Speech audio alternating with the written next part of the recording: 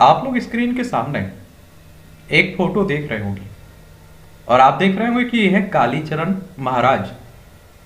और ये काफी अभी चर्चा में बने हुए हैं क्योंकि छत्तीसगढ़ की राजधानी रायपुर में एक धर्म संसद आयोजित की जा रही थी। और इसमें आपने देखा है कि गांधी जी को लेकर इन्होंने कुछ शब्द बोले और उस पर लोगों ने आपत्ति दर्ज की और इनके खिलाफ एफआईआर दर्ज की गई और इन्हें गिरफ्तार भी किया गया है। तो आज हम लोग अभी कालीचरण महाराज यानी कि अभिजीत सराग के बारे में विस्तार से बात करेंगे कि आखिर इनका जन्म कहाँ होता है, असली नाम क्या है इनका, और ये कितने पढ़े लिखे हैं, जो गांधी जी के बारे में जानते हैं इतना या नाथूराम गोडसे के बारे में जानते हैं, इनकी शिक्षा कितनी है। और आपको बता दूं ये अपने आप को काली माता का पुत्र भी कहते हैं। और ये पहली बार चर्चा में कब आए थे, सुर्खियों में कब आए, और एक राजनेता भी आप लोग कह सकते हैं क्योंकि ये चुनाव भी लड़ चुके हैं, उस पर भी बात करेंगे। तो आपके सामने स्क्रीन पर आपको दिखाई भी दे रही होगी इनकी पिक्चर। इस तरह से बाल खुले रखते हैं, एक बिंदी लगाए रहते हैं और इस तरह से मालाएं भी ये डाले रहते हैं। अभी हाल ही में क्या हुआ कि रायपुर में जो धर्म संसद हुई, इसमें कालीचरण महाराज ने महात्मा गांधी को लेकर एक बयान दिया हुआ था और महात्मा गांधी पर आपत्ति टिप्पणी की इन्होंने। और उसके बाद आपने देखा है कि कांग्रेस हो या अन्य कई राजनीतिक पार्टियां हो, उन्होंने इन पर एफआईआर भी करवाई नेताओं ने, और रायपुर पुलिस ने इन्हें खजुराहो से गिरफ्तार भी कर लिया है। आप सभी जानते हैं कि मध्य प्रदेश में एक आपका खजुराहो शहर पड़ता है, सिटी पड़ता है, ये आपका छतरपुर जिले में पड़ता है। यहाँ से इनकी गिरफ्तारी हुई है और चंदेल शासकों के लिए आप देखते हैं कि मंदिर भी बनवाए हुए हैं खजुराहो के। और उसके बाद आपने देखा है कि ट्विटर पर आप देख लीजिए या इनके समर्थन में लोग उतरे हुए हैं और ट्विटर पर तो ट्रेंड भी करवाया जा रहा है। और इनके खिलाफ, कालीचरण के खिलाफ रायपुर में 505(2) और धारा 294 के तहत केस दर्ज किया गया था। अगर हम लोग इनकी जन्म की बात करें तो 1973 में कालीचरण का जन्म होता है और अकोला महाराष्ट्र में इनका जन्म हुआ था। और आपको बता दूं कि इनका असली नाम अभिजीत सराग है। क्या है? अभिजीत सराग है। और ये महाराष्ट्र के अकोला जिले के रहने वाले हैं और उनका बचपन शिवाजी नगर के भावसर पंच बंगला इलाके की गलियों में गुजरा। और कालीचरण महाराज के रिश्तेदार बताते हैं कि केवल वो 8वीं तक पढ़े लिखे हैं। यानी कि आप लोगों को यह भी मालूम चल गया होगा कि कितने अधिक पढ़े लिखे हैं, जो गांधी के बारे में इतना कुछ जानते हैं, गोडसे के बारे में इतना कुछ जानते हैं, भारत की आजादी के बारे में इतना कुछ जानते हैं। ठीक है, उन्हें स्कूल जाना पसंद नहीं था, वह बचपन से ही धार्मिक किताबों में पढ़ते थे। उसके बाद कालीचरण महाराज धर्म शास्त्र का अध्ययन करने में जुट गए। ठीक है, और खुद को, आपको बताया कि खुद को काली माता का पुत्र और भक्त बताते हैं। कालीचरण ने एक इंटरव्यू दिया हुआ था और उसमें उन्होंने काली माता का भक्त और पुत्र कहा था और वह बताते हैं कि अगस्त मुनि का शिष्य मानते हैं अपने आप को। और एक इंटरव्यू में उन्होंने बताया था कि बचपन में वो एक एक्सीडेंट हुआ उनके साथ और उनका एक पैर टूट गया।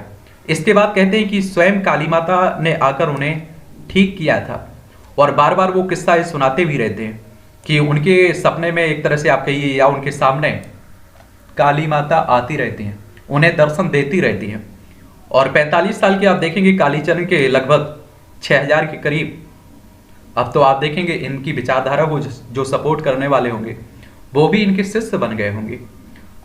तो ये कालीचरण के शिष्यों की बात हो रही है।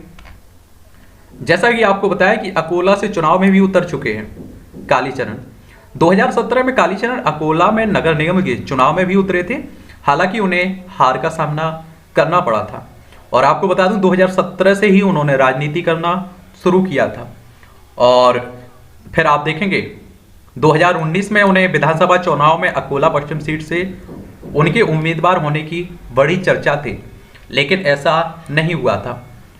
और इन्होंने भैयूजी महाराज के बारे में आप लोगों ने सुना होगा, इनके शिष्य, इनसे इन्होंने दीक्षा ली हुई है। कई लोग दीक्षा लेते हैं ना। कालीचरण उर्फ अभिजीत सारग शिवाजी नगर परिषद स्कूल में 8वीं क्लास तक पढ़े और पढ़ाई में मन नहीं लगने के कारण उनके माता पिता ने अपनी बहन यानी कालीचरण की को मौसी के यहाँ इंदौर भेज दिया था। और आप सभी जानते हैं कि मध्य प्रदेश का एक शहर है इंदौर, यहीं पर वह मराठी से हिंदी बोलना सीखे और इसके अलावा संत भय्यू जी महाराज के आश्रम में जाने लगे और वहाँ के काम में उनकी रुचि आने लगी और यहीं से भय्यू जी महाराज की ग्रुप एक तरह से इनके शिष्य बन जाते हैं। ठीक है। और इसके बाद आप देखेंगे अभिजीत सराफ कालीचरण महाराज के नाम से जाने जाने लगते हैं इस समय। और आपको बताया कि माथे पर लाल बिंदी लगाते हैं और कई साल तक इंदौर में रहने के दौरान कालीचरण ने एक अनूठी वेशभूषा अपनाई और जल्द ही लोगों में फेमस हो गए। और कालीचरण हमेशा खुले बाल रखते हैं, माथे पर लाल रंग की बड़ी बिंदी भी लगाते हैं और लाल कपड़े भी पहनते हैं। हल्की दाढ़ी, रुद्राक्ष की माला उनकी पहचान में शामिल है। और कालीचरण अपने आप को फिटनेस को मेंटेन करने के लिए रोजाना जिम वर्कआउट भी करते हैं और सोशल मीडिया पर आप देखिए काफी ये छाए भी रहते हैं। क्या रहते हैं? छाए भी रहते हैं। पहली बार आपको बताऊं कि अगर इनकी कालीचरण की यानी कि अभिजीत सराफ की, तो ये पहली बार चर्चा में आए थे शिव तांडव से। आप लोगों ने मध्य प्रदेश के रायसेन में एक शिव मंदिर देखा होगा, भोजपुर। यहाँ इन्होंने एक शिव तांडव किया हुआ था और इसी में आप देखेंगे काफी ये वायरल भी हुए थे और लोगों को काफी ये पसंद भी आए हुए थे। जब उन्होंने शिव तांडव का पाठ किया था, वो बीते वर्ष यानी कि रायसेन के शिव मंदिर में उन्होंने इसका पाठ किया था। और कालीचरण महाराज खुद को कालीपुत्र बताते हैं। सिर्फ इतना ही नहीं, कालीचरण महाराज को लेकर समय समय पर खबरें भी आती रहती हैं। कई ऐसे लोग भी हैं जो कालीचरण महाराज को समर्थन भी देते हैं और अभी आप देख रहे हैं कि गिरफ्तारी के बाद भी इन्हें समर्थन दिया जा रहा है। और आपको बता दूं, एक पार्टी को लेकर एक काफी पक्ष में रहते हैं उसकी। और आप देखेंगे कि काफी हिंदुओं से कहते रहते हैं कि ये सिर्फ हिंदू हृदय सम्राट लोगों को ही वोट दें। और उन्हें हिंदू माता बहनों से कहना चाहूंगा कि वो किसी भी जाति की हो, घर से बाहर निकले और हिंदुत्व को वोट करें। और मुझे लगता है कि आप लोग समझ गए होंगे कि कौन सी पार्टी की ये बात करते हैं। अगर मेरा देखिए कोई अगर कुछ पूछे, अगर मेरी राय पूछे, तो मैं यहाँ एक ही बात कहूंगा कि आप अपने बच्चों को पढ़ाइए लिखाइए, वो सही गलत का फैसला कर सकें। और मुझे लगता है कि आप अगर हिंदू हैं, मुस्लिम हैं, तो अपनी धार्मिक किताबें उन्हें पढ़ने के लिए दीजिए और वो इतना तो कम से कम समझ सकें कि सही क्या है, गलत क्या है। और जिन्हें गांधी और या गॉडसे के बारे में कुछ भ्रम है, तो मुझे लगता है कि दोनों, गांधी जी की आत्मकथा पढ़ लेनी चाहिए और गॉडसे को भी पढ़ लेना चाहिए।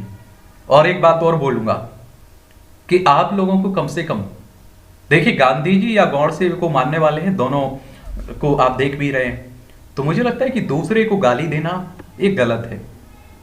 अपने का समर्थन करना, दूसरे को गाली देना ये गलत है। और वो कहावत है ना कि अशोक के समय आप लोग जाइए, सम्राट अशोक के समय, कि अगर हम लोग किसी अपने धर्म को उठाने की बात करते हैं, अपने धर्म को प्रचार प्रसार की स्वतंत्रता आपको है, मौलिक अधिकार हो, लेकिन हम अगर दूसरे के धर्म को नीचा दिखाते हैं तो असल में वहां हम अपने धर्म को नीचे गिरा रहे होते हैं।